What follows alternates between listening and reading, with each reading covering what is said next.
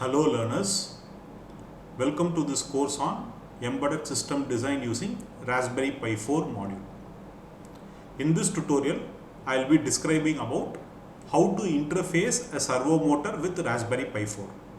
So the complete project code and program is available in the GitHub repository link given below. A servo motor can rotate with great precision. So it can move with great precision. Precision in the sense the servo motor shaft can be aligned to a certain degrees. For example, I can make the servo shaft to go to 30 degrees or I can make it to go to 45, 60, 90. So few servo motors can have a 180 degree movement, few servo motors can have 360 degree movement. So here I show a typical servo motor MG90S where we can get 180 degree movement. And depending upon the power scheme, whether it is a DC voltage or AC voltage given to the servo motor, we have DC servo motor and AC servo motor. So here we see a servo motor which has three lines. A red line represents a supply, brown indicates a ground line, and the orange line indicates a PWM line. PWM stands for pulse width modulation signal. So depending upon the pulse width modulated signal, the shaft position is going to be altered in a servo motor. So what is PWM? Pulse width modulation, where we will try to generate a square wave with a certain time period. So the total time period is nothing but T on plus T off. In this square wave, we can vary the on time. So the on time can be varied. If I have a 50% duty cycle, which means out of the total time period, for 50% of the time we have a on time. Same way in the total time period, I can have 10% of the time on time, then it is called as 10% duty cycle. For 30% of the time, if I have a on time, then it is called as a 30% duty cycle. For 70% of the time, if I have a on time, then we call it as a 70% duty cycle. So what we essentially do here, we generate a square wave with different on times. By changing the on time, what we can do, we can able to change the shaft position. For example, if my on time is 1 millisecond in the total time period, then my servo will come to this minus 90 degree position. If my on time is 1.5 millisecond, then the servo will go to this 0 degree position. If my on time is 2 milliseconds, then the servo will move to this plus 90 degree position. So depending upon the on time, our servo shaft position can be altered. So here I say on time. So what will be the total period? The total period is computed based upon this operating frequency. So most of the standard servos operates at 50 Hertz. So 50 Hertz in the sense the total time period will be equal to 1 by frequency, which is nothing but 1 by 50. So 1 by 50 is nothing but you will get 20 milliseconds.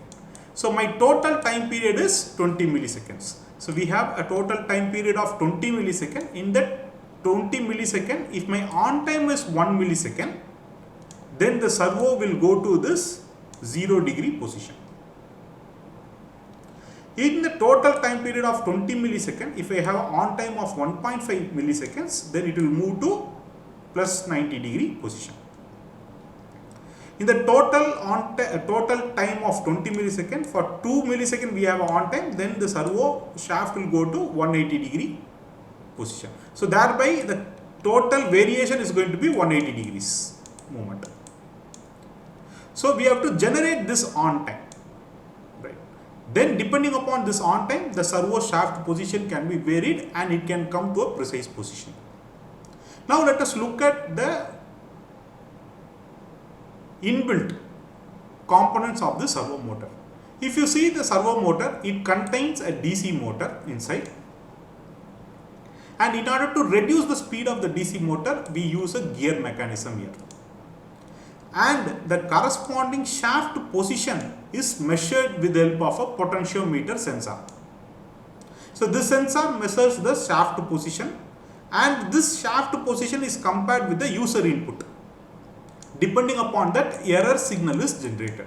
So this error signal will be used to alter the supply given to the DC motor. So once the DC motor is altered, then the shaft will get changed. Then again we try to measure the potentiometer. With the help of a potentiometer, we try to measure the shaft position. It is compared with the user signal, and then error signal is generated. So like this, we are going to have a closed loop system. So thereby precise positioning is possible. For example, let us take our shaft position is 30 degrees. Let us assume the shaft is at 30 degrees and the user wants the shaft to go to 45 degrees. So the shaft position is measured with the help of a potentiometer, and the corresponding voltage is compared with the voltage which we need to have for getting 45 degrees. So thereby error signal will be generated, and this voltage will be given to the DC motor. So thereby what happens, from 30 degree shaft position, the servo will go to your 45 degree position. Once it reaches the 45 degree position, again the potentiometer voltage is compared with the user input, and then error signal will become 0. Once the error signal becomes 0, there is no alteration to the DC motor. So the shaft position will be retained at 45 degrees. So by incorporating this closed loop mechanism, we can get precise positioning of the servo motor shaft. So in this application, we are going to use Proteus 8.13 professional software, and the language of programming is going to be Python. So we are going to take a Raspberry Pi 4 module where I am going to connect a switch to this GPIO 05 pin. Based upon the status of the switch, I am going to activate this servo motor. If the switch is pressed, I am going to activate the servo motor. If the switch is not pressed, we are not going to activate the servo motor. So the servo motor PWM line is connected to your GPIO 17th pin, and the servo motor is going to operate at 50 Hz, which means the total time period will be equal to 20 milliseconds. Depending upon the servo motor's supply requirement, a power supply can be provided to the servo motor. To generate different on times, we have to compute the duty cycle. So the duty cycle is computed with the help of this formula. So duty cycle equal to value divided by 180 into maximum minus minimum, and this total value is added with minimum. Usually the minimum value will be 2 for 0 degrees and maximum value will be 12 for 180 degrees. So if I plug in these values in this equation, what happens? Maximum is 12, minimum is 2, so it becomes 10. Then this 10 can be used for cancelling this 180, so thereby it becomes 18, and then minimum value here will be 2. So thereby I get this equation. So which is duty cycle is computed with the help of a value divided by 18 plus 2. Now let us plug in few values and we will see what is the duty cycle. So if I plug in a value of 54, if I put 54 here, what happens? 54 divided by 18, it will be 3. So 3 plus 2 will be equal to 5%. So my duty cycle will be 5%. So 5% means 5% of 20 millisecond. 5% of 20 millisecond. So when I compute 5% of 20 millisecond, 20 into 0.05, you can see that we get 1 millisecond as an output.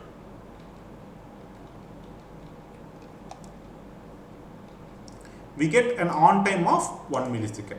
When I give a on time of 1 millisecond, the servo can go to either 0 degree or minus 90 degree. If I consider it as 0 degree, starting position is 0 degree, it can go from 0 to 180. If I consider my starting position is minus 90, it can go from minus 90 to plus 90. Then in order to make it to go to 90 degree, for example, I want my shaft to go to 90 degree, in that case my value should be 99.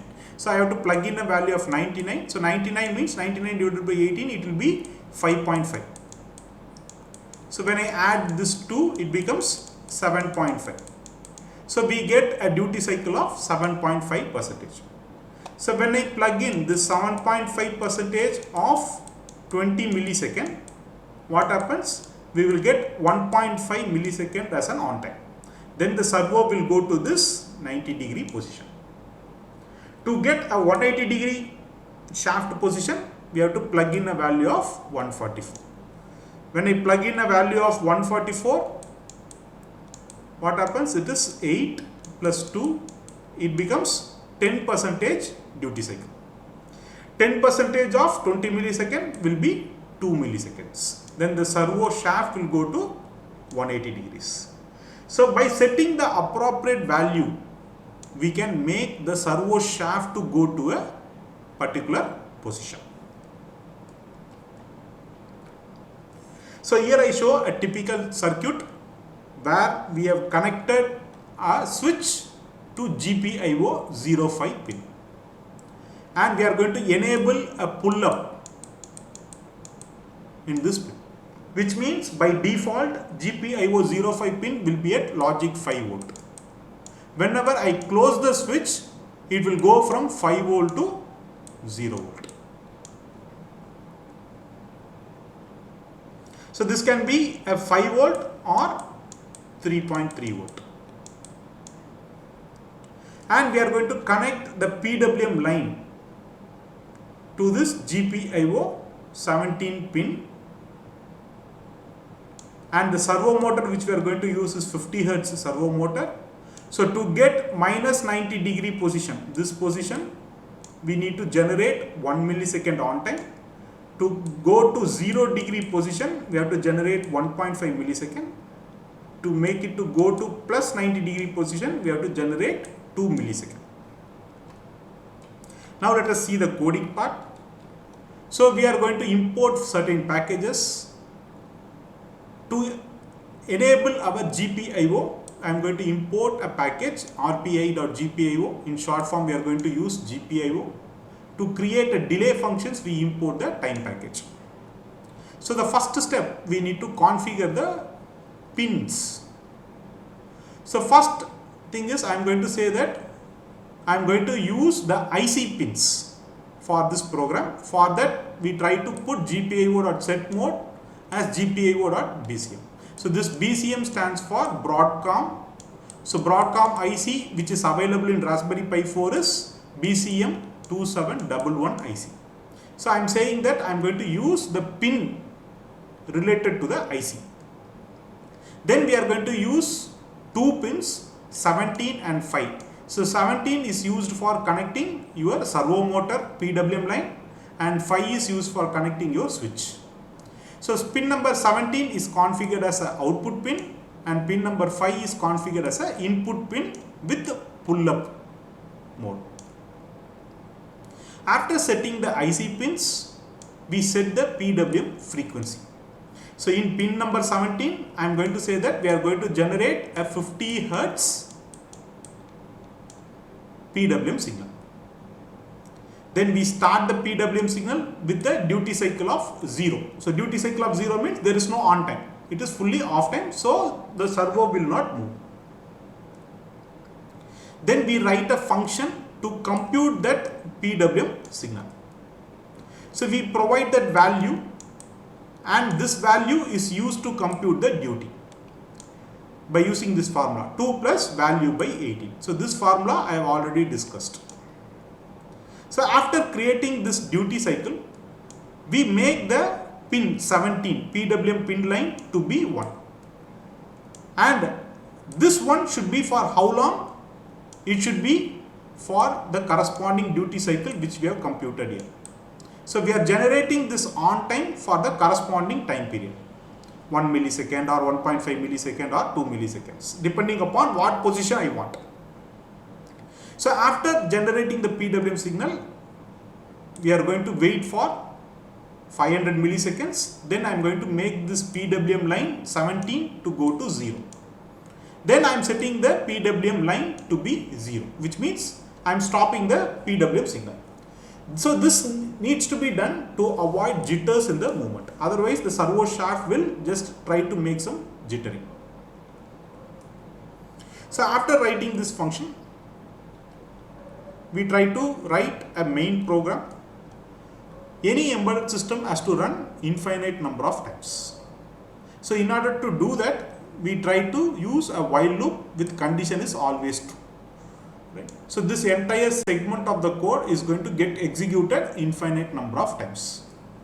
So in this section, first I am going to take the status of the switch which is connected to this GPIO file, and this switch status is checked whether the switch is pressed or not. If the switch is pressed, I will get a low. If the switch is not pressed, I will get a high. If the switch is pressed, I am going to set a value of 54. I have already said that if I give a value of 54, then what will happen? 1 millisecond on time will be generated, so that the servo can go to minus 90 degree. Then after 1 second, I am going to give a value of 99. Once I give a value of 99, 1.5 millisecond on time will be generated and the servo will go to 0 degree shaft position. Then again I am going to be there for 1 second, and then I am going to give a value of 144. So 144 means my on time will be 2 millisecond and the servo will go to plus 90 degree shaft position. So this segment will run if switch is pressed. If the switch is not pressed, in that case what happens? The PWM is stopped. So the servo shaft will not going to be running, and also we are going to clean up the GPIO signals. So now we call this main function here. So thereby the program gets executed. Now let us go to the simulation part. So here we use Proteus 8.13 professional software, where I have a Raspberry Pi 4 module, switch is connected to GPIO 05 and PWM signal line is connected to your GPIO 17th pin. And the corresponding code is available in the source code. So here you can see importing the packages, setting the pins, setting the PWM frequency, and we write a function to compute the PWM signal, and there is a main function to check the status of the switch, and depending upon the switch, certain operation is going to be performed. And we call this main function using this code.